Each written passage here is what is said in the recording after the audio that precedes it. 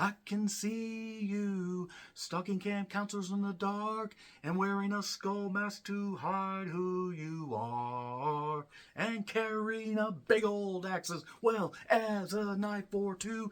Camp Silver Lake's final summer is nearly through. Final Summer is written, produced, directed, and shot by John Eisberg. Takes place at a camp in Illinois and the surrounding woodsy area, because obviously whose woodsies are, I have no clue. They belong to the camp. That's the point of camp. You have to go off into the woods, because a camp in the middle of the city makes no goddamn sense. It's a Kickstarter-funded horror project. Nothing wrong with that. If you have a vision, but you need help and you want horror fans to help you, or any fans to help you bring your project to life and kick off your filmmaking career, there you go. And nothing wrong with that. Fans can feel like they contributed. The vision can be brought to life. Other projects can grow from this. So it takes place during the late summer of 1991 at Camp Silver Lake. No, really, that is the name of the goddamn camp.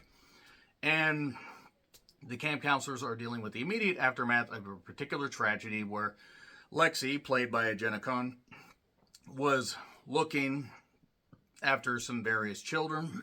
And, well, let's just say it's hard to keep track of everybody.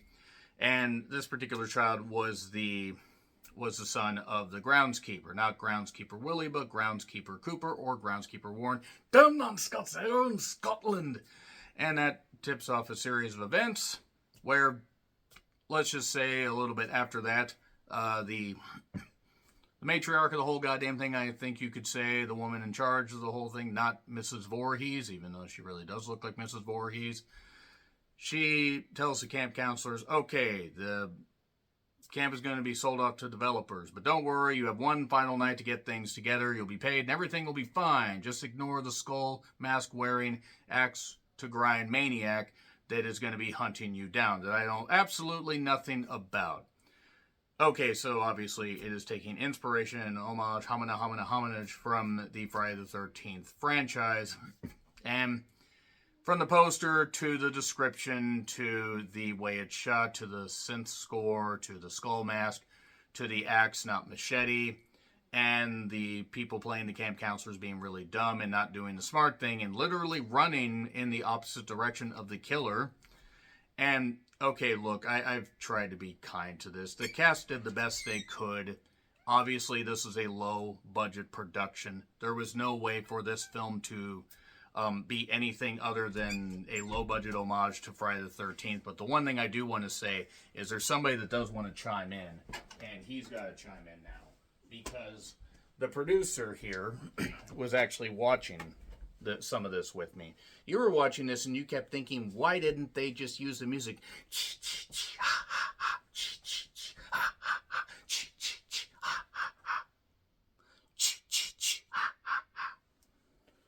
So what did you think of this? So you didn't really care for it either? I mean, let's be perfectly honest. When you have a low-budget horror effort, whether it's in 2023 or it's paying homage to Friday the 13th or Sleepaway Camp or various other slasher movies, you're going to have a lot of eyeballs on it. You're going to get some interested eyeballs because people want to see, is this an unintentional parody? Is it a parody? Is it something that's a fun little slasher? Wee! Hi. Is it a fun little slasher that people can enjoy? The cast does their best, and obviously with the low budget, they did everything they could, but I'm just going to say, as far as the day for night shots, some of them weren't bad, but there was a weird glossy film over the camera, seemingly. Was it trying to make it look retro? I'm genuinely curious. I'm not knocking. I was with the movie for a little bit because it seemed like it was having fun with its concept, and then it's like everything just went off the goddamn rails. It obviously took inspiration from the Friday the 13th where, or at least seemed to, the Friday the 13th where it wasn't Jason, it was just some guy. Like, holy shit, they're going to go that route. Yeah, the woman that led the camp that looked like Mrs. Voorhees. The fact that it's called Camp Silver Lake. Not a hockey mask. They break out a hockey mask at one point. Spoiling a lot of this really isn't going to matter because Final Summer is worth a watch just to see if you can get something out of it. But did I particularly enjoy this? No, I can't say I did. I admire what John Eisberg and the cast did. They did the best they could. There was certainly effort here, but it really, really ran out of steam early on. And unfortunately, any of the reveals, any of the twists didn't really goddamn matter, because it's like, oh, okay, we assume that much. Obviously, if certain people are missing but they aren't actually seen killed, that's almost a guarantee they're going to pop up a little bit later on. And any of the twists really didn't shock at all. It also kind of went the Blair Witch 2 route, where it would with some police investigations and stuff like that, and it just seemed haphazardly put together. Was there something going on with this? So it starts in 1986. We hear the story of Warren Cooper, how he's a groundskeeper, and then maybe we think we're going to get something like The Burning. Wheels in the sky, it's the burning. But it turns out that, no, we're not going with The Burning here, as hilarious as that would have been. Again, the cast does the best they could, but I didn't really care for this. This felt disappointingly disjointed and not great. I did kind of find it funny at one point when they showed a painting of the the camp owner's father, looked like Tom Skerritt, and I kept channeling Tom Skerritt in my head. Stop it! Stop it! We went 10 minutes before getting the proper credits, even though we saw stuff with the studios and everything. And that was weird. That's a trope I don't necessarily care for in any movie. You really shouldn't be going 10 goddamn minutes before you show the opening credits. But after today's incident, there is no escape. And that should have been kind of, a harbinger of things to come for everything else. And be careful, be watchful, and get the work done. From there, Lexi keeps having flashbacks to when her brother passed away. And there's all these flashes and weird imagery and stuff like this and everything. And yeah, there was one point, one of the first kills was this guy being attacked when a locker opened. Off-screen violence, my goddamn favorite. Really, my favorite.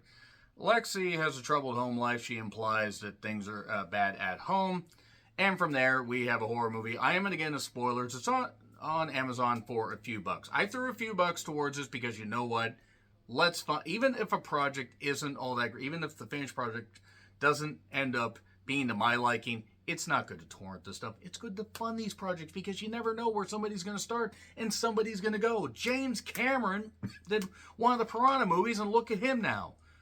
John Eisberg could go on to do some bigger and better things, so let's just see what can happen. This felt like a passion project, a project to love. It was what it was. So I'm going to get into spoilers just so you know. That's your warning right there. Not that it will take very long to spoil all this stuff, but 3, 2, 1, $5 on Amazon. Spoilers. Now, the spoiler section is going to involve the producer again.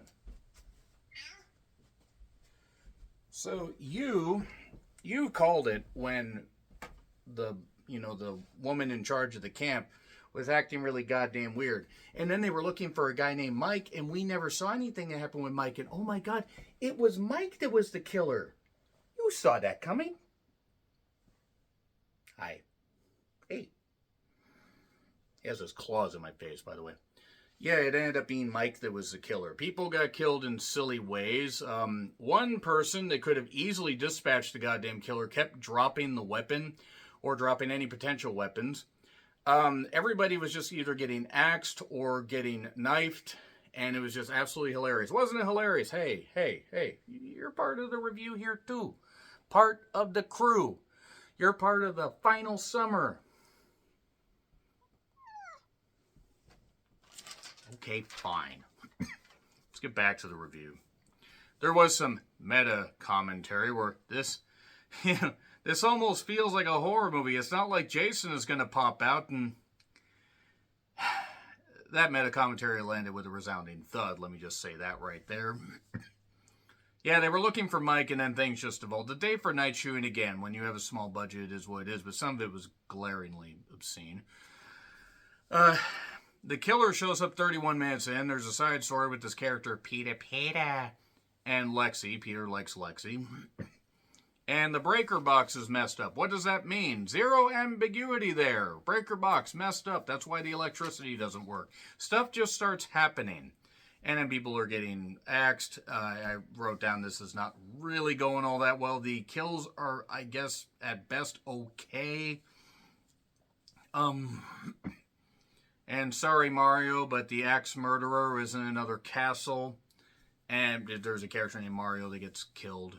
And other characters get gradually killed.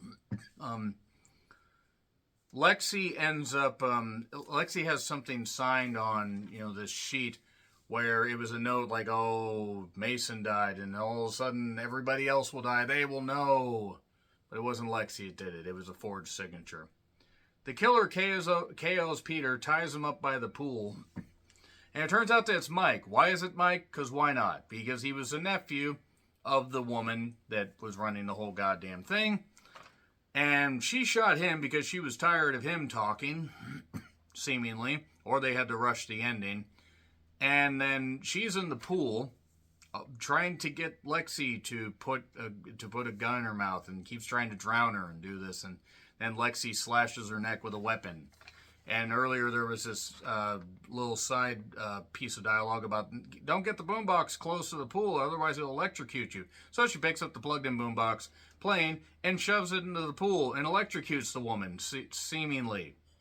So she's dead.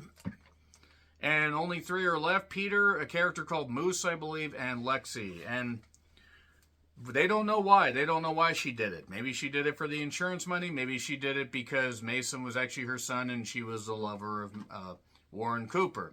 Warren Cooper then also says, don't worry, Lexi. I don't blame you for my son's death. I was in Vietnam. People got left behind and all that stuff. And then there were 2 killers, not 1, implying we're getting Final Summer 2. It wasn't the final the first time Boogaloo. Post-credits scene and somebody is alive. It's Mike.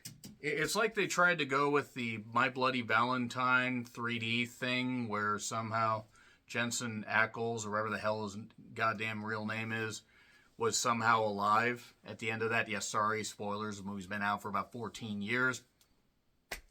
That's it.